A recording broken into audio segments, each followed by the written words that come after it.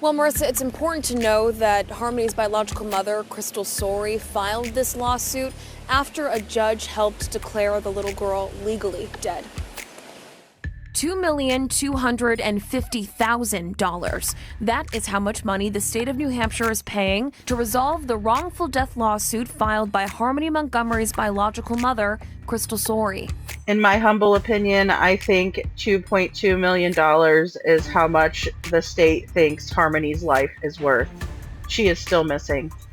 Yeah, well, I think this was expected. Legal expert Patricia LaFrance says it isn't surprising the state wanted to avoid going to trial. It would really just open wide maybe what goes on behind the scenes of DCYF, and they probably did not want to risk that. What they didn't want to risk was accountability.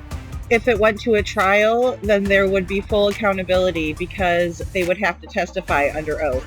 They didn't want to risk being exposed, or more importantly, having to tell the truth, just like these two numbnuts. In September, Sorey accused the state's Division of Children, Youth, and Families of ignoring reports of abuse made months before authorities say her 5-year-old daughter was killed. Last May, Harmony's father, Adam, was convicted and is now serving decades in prison for her murder. The little girl's remains have never been found. People are still going to walk away with, obviously New Hampshire did something wrong or they wouldn't have paid this out. News 9 has learned that after attorney costs are taken care of, 50% of what's left of the payout will go to Crystal Sorey, and the other half will go to a third-party trust for all 4 of Harmony's siblings. I was a little surprised. The amount itself isn't large. It's not huge. The state says by settling, it isn't admitting to any wrongdoing. Sorey's suit was one of 3 cases settled by the state Friday. The state says, quote, the state agreed to these settlements to avoid prolonged litigation and support closure for the families. We recognize their profound loss and hope this brings some measure of peace. I have a question for you, John Formella. What are you going to do about the other children who are stuck in the system or who are falling through the cracks of the system?